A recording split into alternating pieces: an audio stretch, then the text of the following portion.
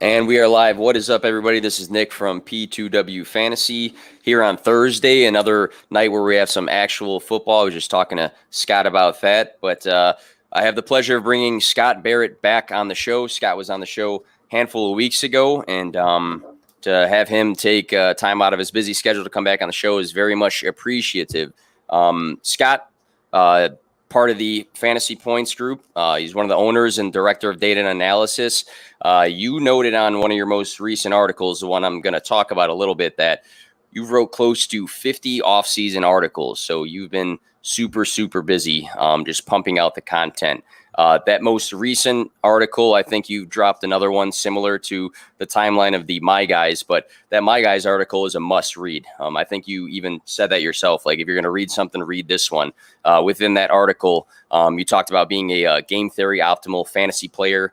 You broke down some of your other articles, the Upside Wins Championships, the Anatomy of a League Winner, Bell Cow or Bust, the Optimal Strategy articles. And then for that My Guys, it wasn't just, you see a lot of people talking about My Guys, and they'll go and just list people and say why, but you broke down literally every position, talked about positional values, your rankings of each position for that, and who to shoot for. So that was an awesome article that I think is a must read for redraft. But Scott, I'm going to stop rambling. Thanks for coming to the show. If you want to let everybody know where to find you and just talk about what you do, because I know you're very, very busy. Yeah, you can follow me on Twitter at Scott Barrett DFB. You can read my work over at fantasypoints.com. You can get 10% off your subscription with the promo code 21Barrett10. I know you have a similar 10% discount too.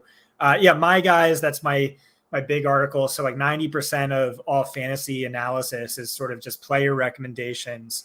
But I think, in terms of winning your league, that's nowhere near as important as being a game theory optimal player, knowing who to target and why, what positions to target and when, and how to work the waiver wire, things of that nature. So I really tried to dive into everything, as well as give my guys, the players I don't want to leave a draft without, the guys, I'm circling my ADP sheet and building my draft around things of that nature. So definitely read that one.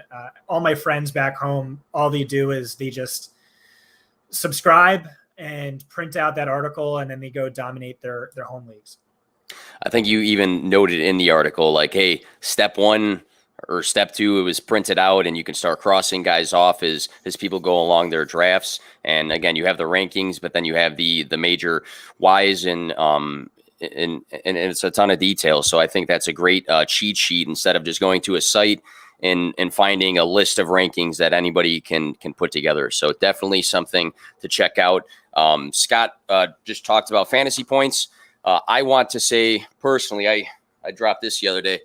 Obviously, big fan of the brand Fantasy Points. It's been it's been awesome working as a branch from them with the Fantasy Points Media Group. But I often drop a promo for Fantasy Points. But for me, it's easy to talk about, why and how, but I want to drop just what I did this week and how I use Fantasy Points. So for me personally, I made a quick board session video for Twitter that actually did pretty well about Brandon Cooks. I created an infographic for Calvin Ridley. I wrote a David Montgomery article for Bear Goggles On. I argued with my brother about some dynasty rankings, and I prepped for this show, and literally everything I did content related, no matter what the category was done through fantasypoints.com. So definitely check out fantasypoints.com. Scott dropped his promo code, and we have the quick little video here.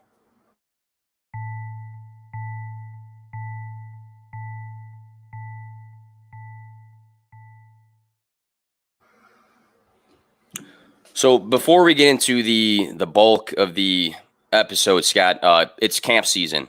I think if you were to Google or just look on Twitter, any player name in camp, you can probably find some sort of clip of them doing a one-handed catch or breaking through a defense. There's tons of clips coming out. And my big question for you when it comes to camp is, what's important to you? Because we hear all these bits of news. We hear coach speak. There's a lot of things coming out for camp for all the players, it seems like. So for you, like, what's important when it comes to camp? Well, it's confirming your prior season. Me and Danny Kelly and a bunch of other guys always joke about this, because you pay attention to the things that, make you look smart, and you ignore everything else basically. But I mean, I don't know how true that is, but yeah, I love to draft as early as possible. And I sort of get annoyed at this time in the off season, because I made all my flag plants and now beat writers are destroying my edge.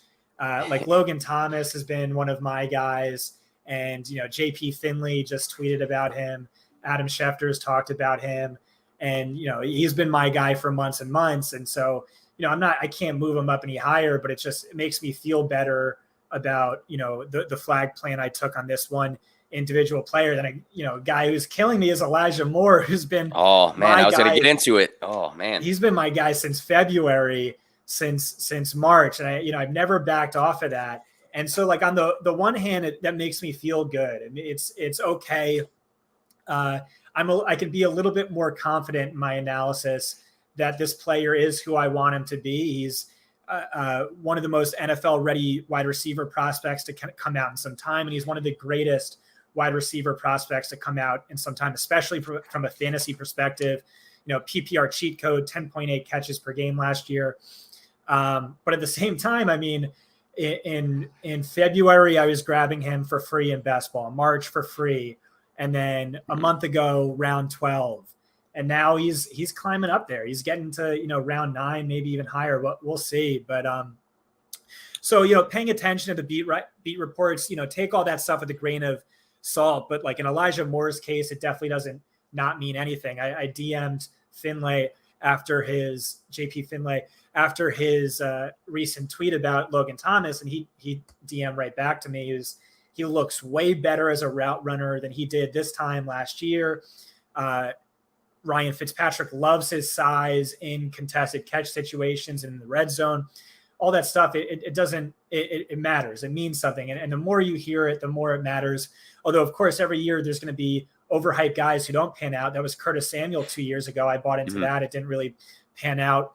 But what really matters to me is with these preseason games, and I think there's an exploitable edge here, is tracking snaps. Who's playing with the first string snaps? Like if Myles Gaskin gets 90% of the first string snaps, he is skyrocketing up my rankings. If he gets 40%, he's plummeting down my rankings. And at the same time, you could look at, oh, wow, Sam Darnold has targeted Robbie Anderson on 30% of his throws, but DJ Moore only 8% of the time.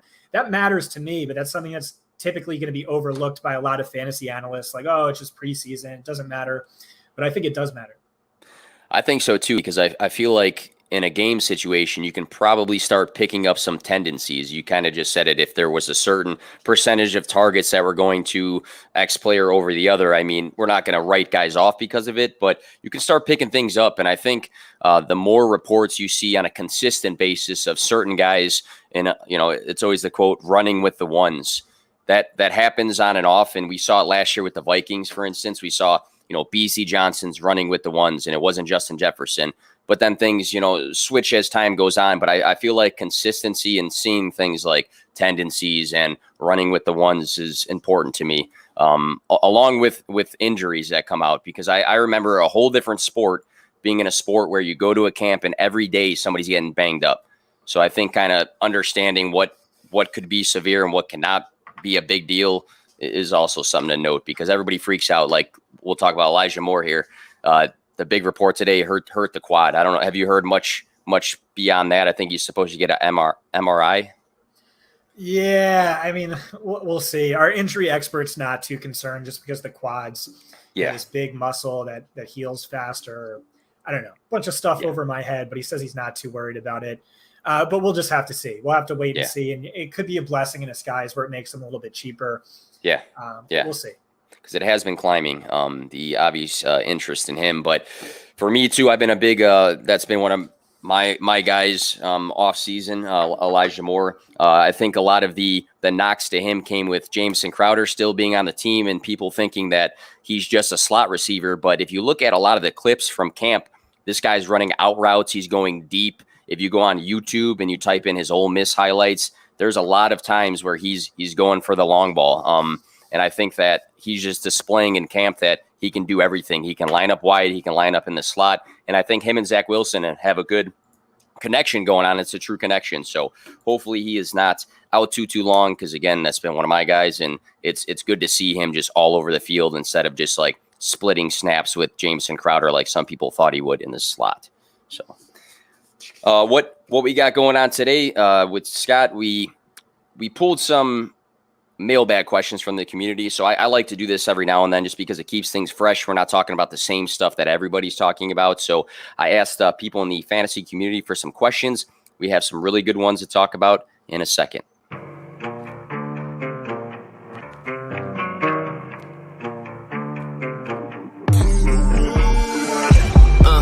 To win, no fear to give. I feel but I can't forgive. I go all in this time, yeah, I won't regret. I'll pick the best on trip, they don't understand. I play to win, yeah, I play to win, I play to win. Yeah, I play to win, I play to win. Oh, play to win, I play to win. Yeah, I play to win, I play to win. All right, and if you are just joining us now, we are talking about some mailbag questions from the community, a bunch of different topics. Should be a fun episode here. We have the first question of the show from @DrakePFSA. He asks, or he's kind of demanding us here, but he says, sell me on Cortland Sutton or Jerry Jeudy. And he notes, I have avoided them relentlessly in redraft. So, Scott, when it comes to these two receivers, are one of these guys somebody you would be willing to sell to other people, and why? Yeah, we're actually debating Cortland Sutton right now with regard to our projections, because I like Sutton a lot. He's vaguely a target for me, but everyone else over at Fantasy Points is in sort of disagreement. And the argument I made is I think he legitimately might be a top 15 wide receiver in the NFL. I just think he's really good, and everything out of camp has suggested that the team thinks he's really freaking good. The coaches said they think he's the best player on the team. He made, his injury was the entire difference for them last year. A bunch of other positive comments. The argument for him is if Drew Lock is the starting quarterback, I see him outscoring Jerry Jeudy. And that breaks my heart because I love Jerry Jeudy. That's definitely one of my guys. Drew Lock, he's, sort of a gunslinger. He likes those jump ball receivers. You saw that with Tim Patrick last year. So he's definitely going to be the primary beneficiary for however long Drew Lock remains the starter. I think he's the favorite to start week one. I don't know how much longer he lasts than that. An interesting conversation I had with some of my buddies over at PFF. One of them is tasked with charting route running for all receivers and determining whether or not they were open on a given route. And he told me Jerry Jeudy was deemed open on the highest percentage of routes in comparison to any other wide receiver, but only on non-targeted throws. On targeted throws, he was about average, but on non-targeted throws, no one got open more often than Jeudy. So what does that mean? That means sort of two things. One, Drew Lock is blind. Two, Drew Lock is a dummy. And three, when he's targeting him, he's throwing, ducks where it gives the cornerback time to recover. But he's just blind and missing Jeudy wide open, 50% of the time, whatever. And, that's not good. That's just really not good. No, Teddy, no. But the encouraging thing is there's no way quarterback play is as bad as it was last year because you have Teddy Bridgewater serving as the safety net. So if Drew Lock is as bad as he was last year, he's going to get pulled. He's going to get benched for Bridgewater, who, by the way, supported 3 top 25 fantasy wide receivers last year. And Jeudy is exactly the archetype of a receiver that Bridgewater likes. The guys, getting open in the short to intermediate levels of the field where he can put the ball out in front of him and he could get yards on his own after the catch, which is exactly Judy's game. And I just think Jeudy is already one of the best wide receivers in the NFL. We didn't really get to see it last year, but he's another guy. Look at all you hear from people out of camp is he gets open at will. They post a clip here and there of Jeudy, and all you see is him running towards the end zone, a quarterback, 25 yards away with his pants down, sobbing because Jeudy absolutely pants the guy because he's just the sharpest route runner. And so, yeah, I love me Judy. I love me Sutton. You get them both at a discount. And then there's like what, a 4% chance that Deshaun Watson goes there and starts meaningful games. That's game over if that happens. But I'm not betting on it.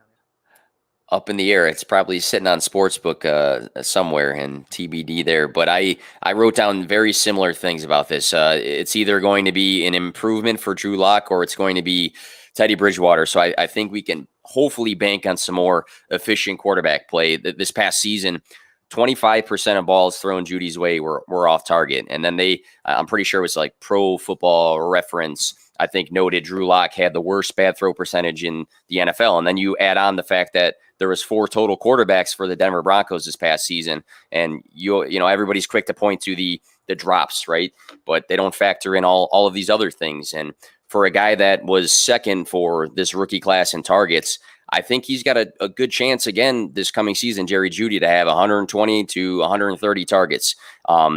If you look at that ADP, wide receiver 34, I would really ask people in that range how many of those guys could potentially have the same target share. So I think that stands out to me, that a guy can have that amount of targets. He's that talented.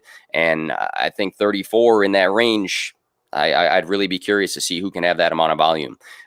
We know the route running is great. I'm the same. I've been a big fan of his before the season started. He was my wide receiver 1 over Lamb before he was drafted anywhere. I have a lot of faith in him. We've seen in the past guys like DK Metcalf, Allen Robinson, DeAndre Hopkins have a large jump in their sophomore season. So my fingers crossed is that with the improvements to the efficiency, Jerry Jeudy is going to be a nice jump of a wide receiver this coming season. I think the quarterback play, like you noted too, though, can kind of weigh out to who has more maybe big play opportunities, like you said, with Sutton versus Bridgewater, who might be it's more of really, the open. To me, it's massive. Like, yeah, you really want Teddy starting. In addition to the numbers I highlighted with regard to how open he was on non-target throws, he also had the second worst catchable target rate. So it was abysmal. The good news is there's no way it's as bad as it was last year. All right. So we'll go to the next one here. It's at McLateral FF, and this is a topic you've written about before. But how do you view handcuffs? Do you want the guy who is a lock to take over but is dead weight until then, or do you want the guy that has standalone volume or value? So you've broken up in your bell cow or bust. You've had these 3 categories. You had the bell cow, the committee back, and the handcuffs. So this is something you've talked about before when it comes to kind of separating these running backs, because I think that just deeming anybody who's not the starter as a handcuff is pretty incorrect when it comes to fantasy. So if you want to talk about your stance on that, I know it's something, again, you've talked about many times. Yeah. So within the committee backs, you have the workhorse running back, which is, Derrick Henry, Nick Chubb, Jonathan Taylor. And you have the scat back, which is Tariq Cohen, James White. And so Nyheim Hines, JD McKissick. So if like David Montgomery goes down, Tariq Cohen's never advancing past that scat back role. He's going to get maybe 3 more carries, something like that. Whereas if AJ Dillon, I see something similar happening. If Aaron Jones goes down, I don't see him being a bell cow. I see him still being a workhorse back, which is to say he's not going to get a lot of targets. So I don't see sky high upside with him that I see with Latavius Murray. Latavius Murray, if Alvin Kamara goes down, he could be a top 5 fantasy running back. There's just massive upside. We saw that 2 years ago when Alvin Kamara missed 2 games. He averaged like 25 carries, 9 targets, 35 fantasy points per game. Went off. Absolutely smashed. So like sky high upside. And then what's his value if Kamara stays healthy? I don't see any value. Like honestly, you could make a bull case argument where when Taysom Hill was the starter, he saw his highest snap share games. He did see somewhat of an expanded role, but I don't see him ever giving you more than like low-end RB2 production with Kamara healthy. And low-end RB2 production is fairly worthless. It's just people overstate it all the time. In best ball, yeah, fine. But if you're starting that in a start-sit league, you're in trouble. Running back is the most important, most valuable position in fantasy, and it's very top-heavy. You want those top-heavy running backs, low-end RB2. I don't give a crap. Fairly worthless. I don't target handcuff running backs too often. Just the hit rates on those are very low. Very rare does it pay off. You're betting on an injury. And so what is, the injury upside of any given handcuff? It's all the same. It's the same for Dylan as it is Latavius, as it is Madison, as it is, and like Pollard. And those guys, granted, they have high upside, but it doesn't often pay off. And then like, okay, let's say Zeke does get hurt. If it happens weeks 15, 16, 17, congratulations, you have a league winner. If it's weeks 9, 10, 11, it's fairly worthless. And you're just like carrying dead weight on your bench this entire time. So maybe I'll take a gamble on a Latavius Murray in like a main event league where you have to finish first place out of, like 5,000 teams and you want that upside. But otherwise, if I'm grabbing a handcuff, it's like the cheapest handcuff, which is Samaje Perine, who is free in basically all leagues, or the Giants RB2, whether that's Booker or Clement, and there's a chance that Saquon's not ready for week 1. But really what I do with the running back position is I go quality over quantity. I go bell cow or bust. I go RB to start, maybe RB. And then I'm sort of neglecting, the gamble, dead zone running backs everyone else is wasting valuable draft capital on.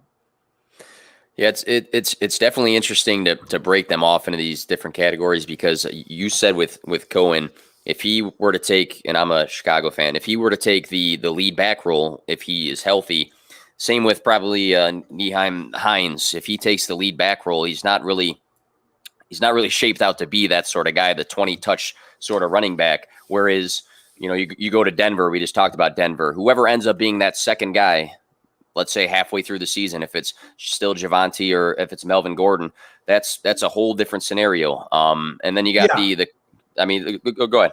Yeah. So every handcuff has the same amount of, percentage chance of the incumbent starter getting hurt, right? Like basically you could say, Mixon's injury history is higher than Zeke, but it's fairly negligible. But not all running backs have the same upside. Like Latavius Murray, if Kamara goes out, has legitimate 20 plus carry, 6 plus target upside. Yes. I don't know that Madison's getting those targets. I don't know that AJ Dillon's getting those targets. And then, Chase Edmonds, I don't know that he's getting those carries. But who knows? How do you, just on a side note here, and I'm not asking you to pull out your rankings or anything like that, what about a guy like Kareem Hunt? Is that somebody that you would personally target? So, if Nick Chubb goes down or he gets traded to the Rams, you have an easy RB1. I know people were disappointed with his production last year, but you have to remember he himself was hurt. Wyatt Teller, the best PFF's highest rated guard last year, was out. It was like really weird weather games where the defense was stacking the box. It was a brutal matchup. It was the worst running back strength of schedule over that span by my numbers. But yeah, definitely RB1. But I mean, he's being priced alongside like the Myles Gaskin, Travis Etienne's of the world. So I'd much rather have a guy who has bell cow potential without that injury upside, also like Michael Carter and Raheem Mostert in those rounds. Yeah, I like the point about the injury, because I do distinctly remember that a lot of people in leagues like sprinted to the waiver wire for Ernest Johnson because he carried the ball like a decent amount of times for that one. Again, Kareem Hunt was hurt though, so I do think exactly. Yep. All right, we can move on to the next one here. This next one at FF Chalupa Batman. That's a great. It is. This is actually a great guy, too. So his name's Zach. I want to shout him out. Great guy. If you can choose a draft slot in redraft this season, so we're in that season right now, what pick slot do you want, and who would you be targeting at that spot for the first few rounds? So what came to mind for me personally, I like the 1 or the 2. I feel like I know exactly what I want at those 2 spots. I think it's going to be, in a 1 quarterback redraft league, it's going to be McCaffrey for me, and then Dalvin Cook. If it was 3, 4, 5, I think at that point you're kind of starting to juggle around. Well, it could be this guy, it could be that guy. Obviously, you want to be prepared and know who you would take. But for me, if I can grab CMC or Dalvin, and then on the way back, if Waller is healthy, you got him in that mix for that that quick turnaround. You got Najee, CEH, Swift, Gibson. I feel like you can balance your team out knowing that you're comfortable having one of the best running backs in the league that is going to get a ton of work, a ton of touches, ton of passing volume as well. So I don't mind that 1-2, and my targets would be, again, CMC or Dalvin if it's the 101 or the 102, and then some sort of mix of Waller, Najee, CEH, and Swift. I guess Gibson could be in that mix as well. How about yourself? Something similar, or are you completely opposite spectrum of that? Yeah, it's 101, and it's 101 in a landslide, and it has everything to do with the guy you're taking at 101, which is Christian McCaffrey. In 2019, if you owned Christian McCaffrey, ignoring everything else you did with your team, you had a 50% chance of making it to your championship. Just one player with an ADP of 102 was the determining factor in whether or not you lost your league. He's just such a massive cheat code. No one comes close to the floor, ceiling, median projection, week-to-week consistency he provides. In 2019, if you had Christian McCaffrey and a league worst starter at every position, you were better off than teams that were either perfectly average or above average in terms of their starters. So like QB5, RB10, RB11, wide receiver 10, wide receiver 11, tight end 5, kicker 5, defense 5. That team was getting smashed by just Christian McCaffrey and a league worst starter. And that's true not just with McCaffrey, but typically the most valuable running back in any given season. So over the last 6 seasons, the RB1 and RB24 combined to outscore the RB6 and RB7 by total fantasy points. So that's basically trading the 107 and the 110 for the 101 and the 604, and you still come out ahead. And so our guy, Jeff Henderson, who created a stat called WAR, wins above replacement. Mm-hmm. He has an auction article coming out in the next few days where he talks about how much is McCaffrey worth in an auction. And he's by far and away the most highest priced player in auctions. And he's still mispriced by like $30 or more. Jeez. So yeah, I'm trying to get that 101, and I'd give up something silly to get it. So on that comeback, do some guys come to mind for you? Would you be willing to take a guy like Darren Waller? Would you try to pair McCaffrey with another running back right away? What would be your strategy on the comeback? Because you'd get the later second round pick, and then it'd go right into the early third. Yeah, I mean, if I take McCaffrey, I am putting my feet up on the desk. I am swirling around a glass of cognac. I'll have a cigar in my mouth, and I'm feeling really good about myself. This is very specific. So this has 100% been done before, I feel like. Yeah, I don't want to give away too much. You're going to have to read my guys to figure out who I'm targeting in the 2-3 turn. Yep. But I'm still feeling good. You mentioned, just on a quick side note, you mentioned auction drafts. Is that something have you done a bunch of those in the past? I came out to Twitter and I confessed it. I've never done an auction draft, and everybody was telling me like, you're missing out. It's the most fair way. It's so fun. They were trying to convince me, but still to this day, I've not done one. So you've done some before? Yeah. The 101 is such an unfair advantage in fantasy football. Snake style drafts are sort of broken. And when I first started playing fantasy football, this was when LaDainian Tomlinson was in his heyday. You also had Sean Alexander, Brian Westbrook, the Chiefs running backs. And it was just so broken. It's like you get the 101 and you win your league, and like, that's it. And that's how I feel where we're at with a healthy CMC. So it makes all the sense in the world to go to an auction draft where if you want that guy who, the power law player who can just make or break leagues. And that's how fantasy football operates. It's just a harsh reality of the game. Then you pay up for him. And by the way, he's still cheap in auction. But I actually don't play auctions. I for whatever reason, I'm just not in a ton of them. So I'm not great in terms of analysis there, but it's definitely the fairer way to play. Also, adding Superflex makes things fairer. Mahomes or Christian McCaffrey, that's more of a toss-up than McCaffrey versus Cook to me. Yep. I think it's always interesting too if people have played fantasy for a long time to give things a try maybe once. I mean, this past year I got a bunch of buddies from my home area. We did a one quarterback but full IDP and full offense dynasty league, and it's been a ton of fun because everybody came in, and even though we had a bunch of fantasy guys, quote unquote, it was something new to everybody. So I think that's something I want to try at least once. I have to with the auction, but being a fantasy player, it's always nice to switch things up because I think it makes you think about things in a bigger context sometimes as well. A lot of running back talk right there. Shifting over to the quarterback position. This was an interesting question too. Maybe it's a short answer for you. For me, it's a short answer with very little detail, in all honesty. But at FF Thor Mikey, good friend of mine, serious. He starts this off. Serious question. Superflex has taken over, and I really have no idea on how to value QBs in non-Superflex leagues.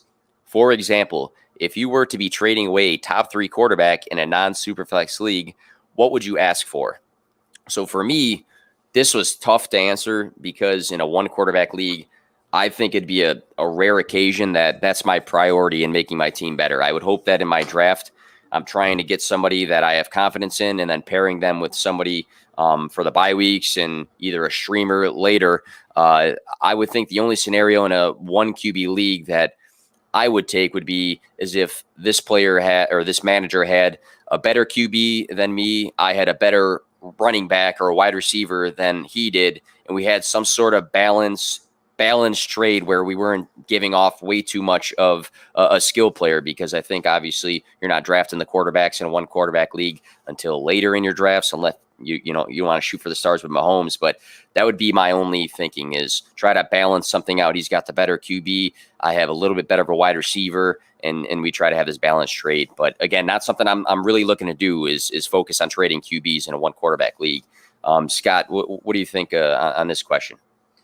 Yeah. In a super flex league, the two most valuable positions by a landslide, the two most scarce positions by a landslide, running back and quarterback. In a one QB league, quarterback is well behind running back, behind wide receiver, behind tight end. And so you completely devalue the position. What would I be looking to get for a top 3 quarterback? I don't know. Just look at ADP for Kyler or Josh Allen and ask for any one of those guys. I'd probably prefer to have the wide receiver or running back. Yeah, it's a tough question because and again, getting experience playing in these different leagues makes you think differently depending on the actual league it is. But I think you talked about it in an article as well, and I don't want to start just like quoting all your articles and things like that, but you talked about the priorities of a one quarterback league and, taking the kicker and the defense, which are very last picks, if that's the case of a standard sort of fantasy league. But it's the valuation's very, very different. But again, personally, not something I'm focusing on unless I have a massive fandom for Lamar Jackson or Patrick Mahomes or Josh Allen. All right. This next one from @Norden0723. Who are your favorite values at each position in redraft? So I am simplifying this to just give me one value in redraft. So I'll start this off. I did a cool board session because I was supposed to be doing something else in my office, and I decided I'm going to talk about Brandon Cooks. So I wrote some stuff on the board and got some decent views on it. But the wide receiver 39, when I made the video for his ADP, today it was the wide receiver 36. So if we take out Brandon Cooks's 2019 season, he had the concussions, right? He's been top 17 from 2015 to 2020. He's had 5 seasons over 1,000 receiving yards and 114 plus targets in those 5 seasons that we're talking about. In my opinion, looking at wide receivers, he's the cheapest wide receiver 1 on his team. He's the clear-cut wide receiver 1 on his team. I know that the quarterback situation is kind of murky, but this past season we saw guys like Allen Robinson and T. Higgins and Terry McLaurin, guys that had weird situations going on for the quarterback position, but still balled out. Brandon Cooks is a guy that he's one of my guys. He's a guy I'm always trying to shoot for because he's done it so many times consistently for years, no matter what the team, what the situation was. So wide receiver 36 right now for a team's wide receiver 1 that's going to get 100 and 20, 50 targets. I'm in for him as a value in redraft this year. But that's my value drop in there. Scott, what's a good value for you for redraft? Yeah, so people define value differently. You could define it sort of like, okay, this guy's projection is wide receiver 28, and his ADP is wide receiver 40, so that makes him a massive value. I bake in upside into that, where the median projection isn't too important to me, but upside is massively important. I question Cooks's upside, but still not that much. And so he's no doubt a value in terms of ADP, a massive one, maybe one of the biggest ones. And maybe he doesn't have league winning upside, but I do think his upside is significantly understated. So last season from week 5 on, he averaged 8.9 targets, 92 yards, 18.9 fantasy points per game. Those numbers ranked 9th, 3rd, 4th best. In games Will Fuller missed, he averaged 22.5 fantasy points per game. That would have ranked 2nd best. He ranks wide receiver 36 by ADP. That's silly. And then yes. I don't think Deshaun Watson's playing a game this year. I very well could be wrong. He's practicing. Many of us expected them to dole out a suspension, but we expected the same thing with Tyreek Hill, and that never happened. If you throw Watson back into the mix, this guy has easy low-end wide receiver 1 upside. And then even without Deshaun Watson, this is the worst team in football. They're going to be trailing early and often. They're going to be leaning pass heavy as much as possible. And there's just no competition for targets there. Randall Cobb's gone too. So I'm in complete agreement. I think he's a fantastic value, regardless of how you want to define value.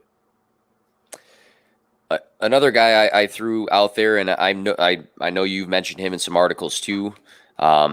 Deontay Johnson is a guy that I feel like some people have, these, again, we talked about Jerry Jeudy with the drops. Deontay Johnson as well with the drops has always been noted. At the end of the stretch, I think there was 2 games he had like 14 and 13 targets after the fantasy community said he was going to get benched. But the guy left 3 games with an injury, but he ended up finishing the season 7th in targets with 144. He had 10 games of 10-plus targets, which is crazy to think about. That's massive volume.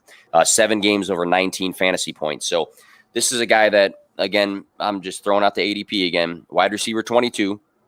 I think the volume is going to still be there, even if they shift to a little bit more of a run game with Najee Harris. But Deontay Johnson is another one that's a my guy. I don't juggle who the wide receiver 1 is when the quarterback who was doing it last season is the same quarterback with Big Ben. I don't look at Juju or Claypool and say, one of these guys might out-target him. Could one of those 2 guys have, the ability to make bigger plays? Sure. But when I look at a guy like Deontay Johnson and the massive volume share he gets, I love him for redraft. And I think with Big Ben, he's going to have a great season. He was a sophomore. That was a breakout season for him. If he didn't miss those 3 games, who knows what we'd be talking about right now. So you mentioned him before. Are you in pretty similar agreement to him? Yeah. So you don't know who the wide receiver 1 in Pittsburgh is? Do you know who the wide receiver 3 is? It's Juju. If I had to guess, it's definitely Juju. So my guy's article just came out. Deontay is one of my guys. You also asked me to volunteer my guy, so I'll tag someone after we discuss Deontay. But Deontay is definitely one of my guys, and so I was perfect in 2019. Like, it's hard to be perfect, and I was perfect in 2019. I was damn good in 2018. Last year did not go so great. My guys, my circle your draft players were Antonio Gibson and Cam Akers. Injuries screwed me there. Clyde Edwards-Helaire, Le'Veon Bell kind of screwed me there. And Hollywood Brown, I was just wrong on him. That was just a bad call. And Deontay Johnson. And then injuries screwed me there. And how did injuries screw me? He was ADP wide receiver 37. He finished wide receiver 21. You could say that's a value, but wide receiver 21 isn't great, really. But we got, again, massively unlucky due to injuries. Like you said, multiple games he was hurt. So weeks 3, 5, and 14, he played under 50% of the team snaps. Week 8, he played a little bit more, but he spent a lot of time in the medical tent with an injury he suffered in the first quarter. Like 4 games with a first quarter injury. Like, what are the chances? That's just like so crappy. But if you exclude those 4 games, he saw double-digit targets in 11 of 12. The one game he didn't see double-digit targets, that was the game Roethlisberger didn't play. And so excluding those 4 games, including the postseason, he averaged 12.3 targets per game. That's 1.7 more than anyone else. 83 yards per game, 19.6 XFP per game. That ranks second among all wide receivers, and 19.4 fantasy points per game. That's fourth among all wide receivers. So all you have to do is make the argument that, hey, he's not going to get hurt in the first quarter in 4 freaking games, and you have a top 5 wide receiver. Like, that's an easy argument to make. And so you asked me to volunteer a guy. And so I try not to tweet away the goods. Back when I was at PFF, I would just always like tweet away the goods. But, now I try and keep everything behind a paywall. Yeah. But I did just sort of give away the goods a little bit. And so I tweeted out an hour ago, 2020 routes run by all receivers. Juju Smith-Schuster led all receivers in routes run. That was very surprising to me. He had a 95% route share. Deontay Johnson, 80%. A lot of that was due to the injury. And then Chase Claypool was 65%, which meant when they were running 2 wide receiver sets, Claypool was on the bench. I don't see that happening this year. I think Juju is riding the bench. And I'm basing that on a number of beat reports. I've been, reading a ton of beat reports from all the teams, especially Pittsburgh. And so Pittsburgh's beat reporters said Juju wanted to play outside. He begged to play more outside. They are not moving him from the slot at all. They said the only reason the Steelers brought him back was because he came cheap on a 1-year deal and he couldn't find anything else in free agency. Didn't make it seem like they like him. The other blurb I cut out was, and there's a couple of these where in 2 wide receiver sets, it's always Juju on the bench with Claypool and Deontay operating outside. And I think there are going to be more 2 wide receiver sets this year with Najee Harris, who's a very capable pass catching back. Yes. And Pat Freiermuth, who I think was an excellent addition. Greg Cosell comped him to Heath Miller, big fan of his game. And so again, I see a massive jump in opportunities for Deontay and Claypool. Love Deontay, also love Claypool. But digging into that, the numbers with regard to routes run. So if you look at that list, number 9 among all receivers was Logan Thomas. Stephon Diggs was at 6'11". Logan Thomas was at 6'09". That was well above Travis Kelce, who ranked 16th, 566. Well above Darren Waller, who ranked 26th. And then you look at someone like TJ Hawkinson, who's tight end 4 by ADP. Logan Thomas is tight end 9, round 9. TJ Hawkinson, he ran 460 routes last year. That was 75% of what Logan Thomas ran last year. So basically, from a fantasy perspective, Logan Thomas was playing 4 quarters per game. TJ Hawkinson was only playing 3 quarters per game. So with Thomas, what you have, and again, a ton of buzz coming out of camp from beat writers I like. Our NFL insider, Adam Kaplan, Adam Schefter's kind of buzzed about him, is he looks amazing, improved as a route runner, great rapport connection with Ryan Fitzpatrick. The guy's a hyper athletic, converted tight end, not too much experience playing the position. So you have to think he takes a step. But really, what you're looking for from the tight end position, like the Konami code quarterback, like the bell cow running back, you want one of these, like the big 3 tight ends, a wide receiver masquerading as a tight end. And that's what you have with Logan Thomas. He doesn't block. You don't score fantasy points when you block. He doesn't block. He's running a route almost every single snap. And so he's never coming off the field. And so he's one of those guys where you talk value. Does he have Darren Waller's upside? I kind of think he does. But even if he doesn't, he's just one of those immense values where you could really plan your draft around him.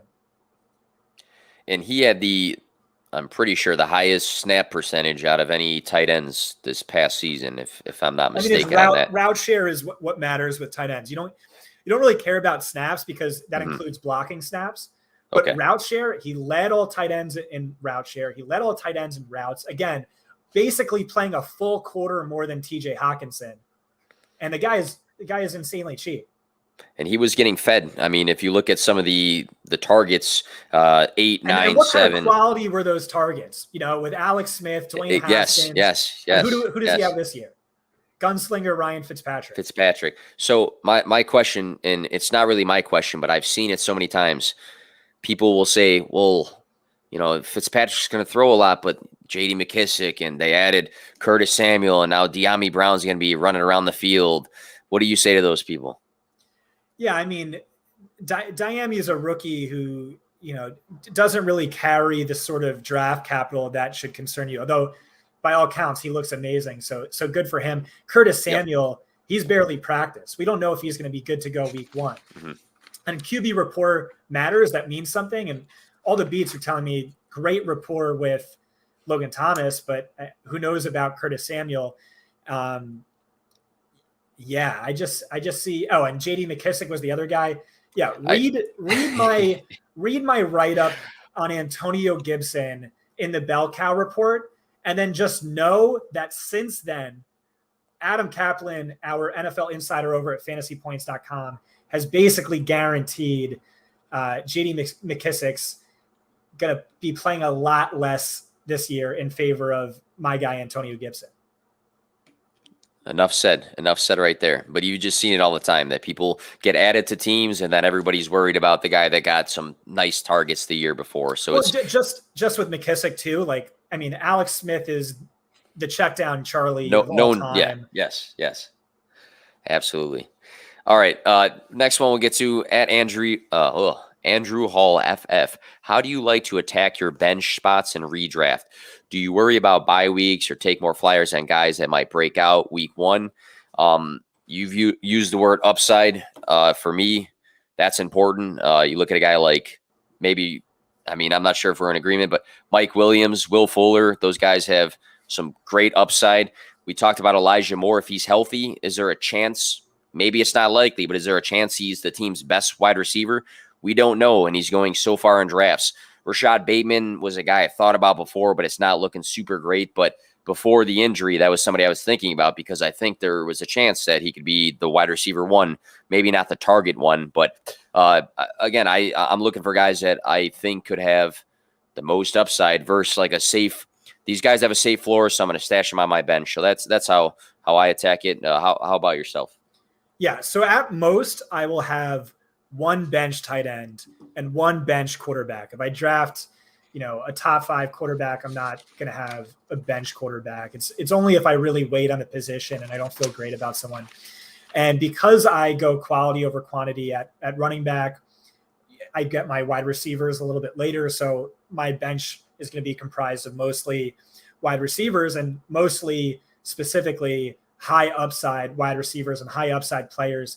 That is just so important. I talk about in Upside Wins Championships at the latest round 7, all I'm doing is drafting for upside. And that's it, because we always have the safety net of the waiver wire to fall back on, whether that means grabbing, a replacement caliber player who, AJ Green last year, like someone you don't feel great about, but like just to help you out with bye weeks or whatever. But ideally you grab like a Chase Claypool off of waivers and now you have a starter and you're killing it.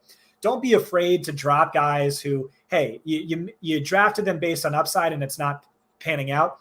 Okay, bench them and swing for the fences again with your fab, with your, your waiver priority or what have you. But yeah, upside is all that matters after round 7 and on, because you always have the waiver wire to fall back on.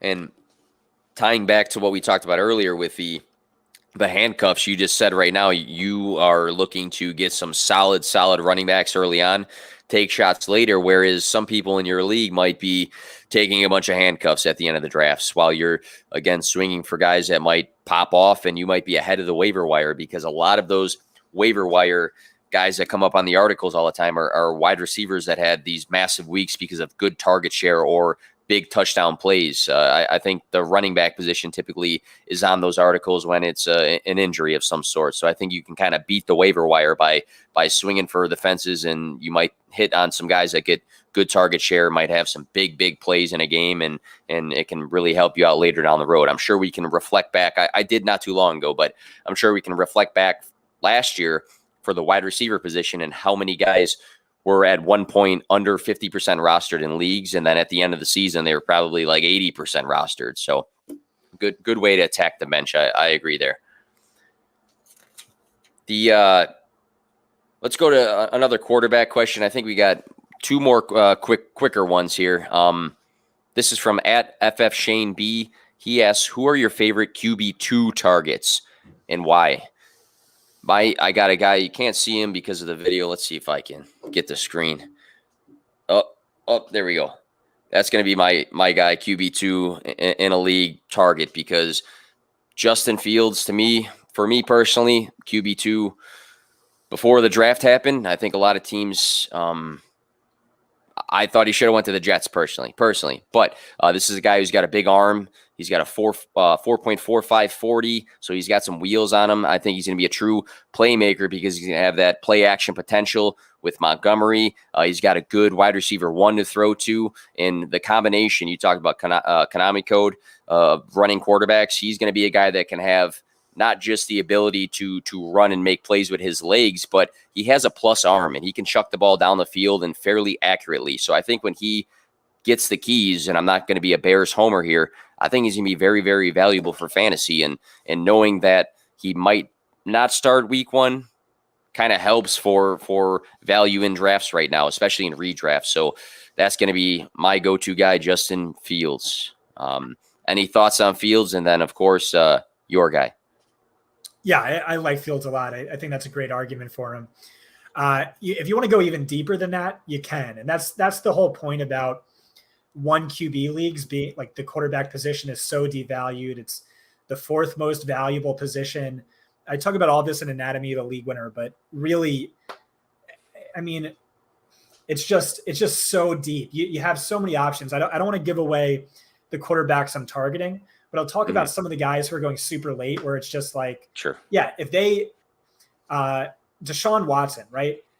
What's his upside? It's Deshaun Watson. It's, the top 6 quarterback he's been every single year of his career. I don't know that he plays this year, but if he does, congratulations. You just got a top 5 fantasy quarterback for a price of basically free. And you could go so late. People are shocked at how late you can go. You can get Ryan Fitzpatrick or Cam Newton and stream them for the first few weeks of the season. Hope you get like a Justin Herbert or Ryan Tannehill off of waivers. Those guys went undrafted in the majority of leagues last year. Or you could stream. It's proven that you can stream your way to like QB6 to QB9 levels of production. That's what Sean Corner did last year, the year before. You could draft both New Orleans quarterbacks. I mean, Taysom Hill with the massive Konami code upside, Jameis Winston. He could be an improvement on Drew Brees. Who knows? He looked sort of noodle arms last year. But yeah, that's just the point with quarterback, without giving away my guys, is just you could wait super late and still feel kind of good. So definitely devalue that position in spite of, the top 5 Konami codes. Like, I love them. I think they're all great bets to finish top 5, but there's just so much value at that position. It's a relatively unimportant position. Last one on the slate here, and I'll give a guy, and if you want to comment on my guy, and then maybe just talk about what you are looking for this position in that range, you can go that route, because again, I don't want to make you spill your entire My Guys article or your recent work here. But at McBreeze11, who's actually just in the chat not super long ago, he asks, which wide receiver 2, based on your rankings, he says you got to have on your fantasy team.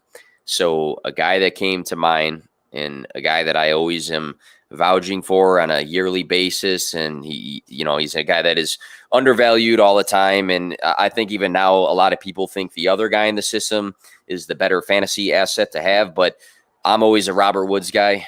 Top 14 finish 3 seasons in a row. McVay loves this guy. They extended him.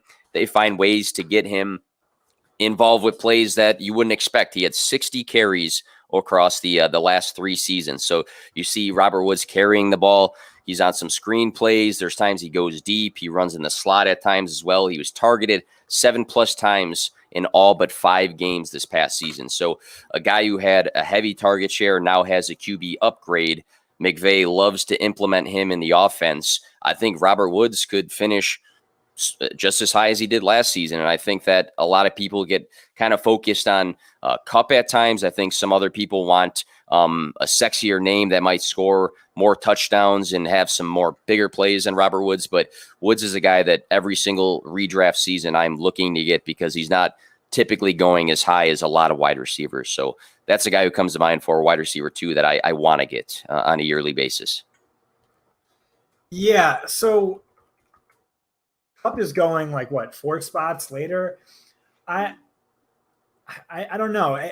Graham, keeps trying to sell me on Woods. Like he's all about Woods, and some of our recent guests have been all about Woods. But I mean, Kupp averaged more targets per game last year. And it's like, so why are we so convinced he's the wide receiver 1? I'm not. I mean, you could factor in like the rushing factor with Woods, and maybe that gives him the edge. But like it's at least close enough to me where I don't know that I'm prioritizing Woods if I can get Kupp later. It's one of those murky situations where because the targets are so concentrated, it's hard to fall in love with one guy, at least for me. Mm-hmm. But you should like both guys. Like Matthew Stafford, Greg Cosell has raved about Matthew Stafford for years now. He thinks he's one of the most underrated quarterbacks in football. Sean McVay, who 2 years ago was considered one of the smartest minds in all of football, he just said that Stafford isn't just better than Goff. He's 2 first-round picks and a 3rd pick better than Goff, and he ranks like 6th in MVP odds, and Greg Cosell is hyping him up like that's way too low. So, I mean, I do think you can't really go wrong, but I will say I don't think Woods really stands out to me in comparison. I just think they're both, like in my own rankings, they're probably right next to each other. I have to check. I feel like in a lot of them, I think I was listening to, I think I was listening to the Fantasy Footballers today on the commute, and I'm almost positive them guys also had them like neck and neck, because I feel like it's tough for a lot of people to have this big separator where, you might have that with some other good wide receivers on the same team. Some people have CD Lamb and Amari Cooper with a decent gap between them. But it seems like the consensus that I've seen, Woods and Kupp are fairly close, because maybe there's not too much to separate them. I'm not sure. Yeah. So actually I checked, and I do have Woods maybe 3 or 4 spots higher. So maybe it was just Graham incessantly in my ear trying to point me in the other direction. But I will say both are solid values. I mean, like you really can't go wrong there. Yeah. And with the upside, I don't know that they have, top 5 upside, but I mean, I don't see how they don't, beat their ADP. Yeah. I'd be comfortable having either one of my roster, just knowing the volume's going to be there and the quarterback play should be there as well. For wide receiver 2s that you target, without giving away too much, what stands out is I'm looking for a guy that can do this, or this is the qualities I'm looking for when I'm drafting a wide receiver 2. I'll say Adam Thielen, wide receiver 19 by ADP. I might like him more than Woods and Kupp. It's just so steady, dependable. Maybe you have a little bit of injury risk there, but over the last 4 seasons, he's finished 11th, 44th, 7th, and 11th in fantasy points per game. Okay, 44th doesn't sound great, but that was just like a brutal injury outlier of a year. Mm-hmm. If you excuse the injury or just make the cutoff exactly when he got hurt, he averaged 17.3 fantasy points per 4 quarters. That would have ranked 7th. And then he was just like a decoy. He played 1 game and played like 3 snaps and then had to leave the game. So again, just wide receiver 1 in 4 straight seasons. So that just seems easy to me. And then you factor in Justin Jefferson's now getting the wide receiver 1 treatment. So he's drawing the sticky shadow cornerbacks, leaving Thielen in a more advantageous matchup. You don't have Kyle Rudolph, the end zone threat. Cousins really trusts him in the end zone. So, top 5 upside, maybe not, but like at that ADP, you just can't go wrong. He feels so safe to me.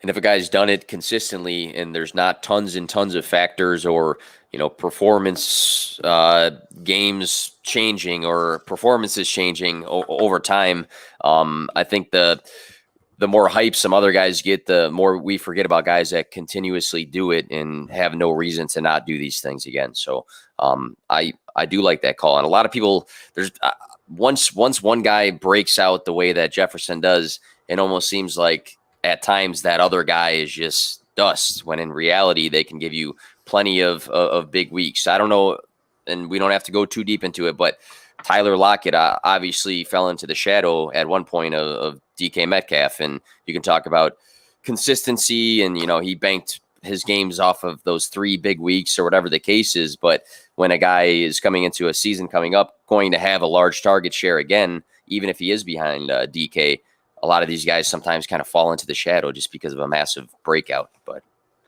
yeah, we're about at the hour mark here. Scott, again, really appreciate your time, because I know how busy you are during this time of year, and I can't even imagine during the actual fantasy football season once we hit off week 1. Can you? You don't. I don't even know if you want to think about that right now. But I know it'll be hectic. But again, where can we find you for 1, and then for 2? What's coming up? What's coming up? Because I know you've dropped a lot of articles this off season. But what's coming up? You can follow me on Twitter at Scott Barrett DFB. You can subscribe to fantasypoints.com. And next up, I'm going to do some preseason analysis. So I'll watch all the games. I'll track snap counts, snap shares, target share, things like that. And I'll see who's rising and who's falling. And I'll also adjust my rankings accordingly. My guys will be continuously updated throughout the remainder of the offseason. So just keep checking that out. And again, it's definitely a piece to check out along with all of Scott's work. And again, having analysis like that across a variety of different articles, and then tons and tons of data in rankings and projections and media all in one spot. Definitely check out fantasypoints.com. One-stop shop instead of Googling this and that to get in a bunch of different directions. So thank you again, Scott, for your time. You can catch me at the Expo this weekend if you are listening and maybe going. I'm very excited about that, about a 6.5-hour car trip from Illinois to Ohio. And I look forward to people that I've talked to almost on a daily basis on the internet to actually shake hands in person is going to mean something. So looking forward to that. But if you guys listened live or on iTunes, Spotify, whatever the case is, thank you guys so much, and have a good night. Enjoy the rest of this football game here.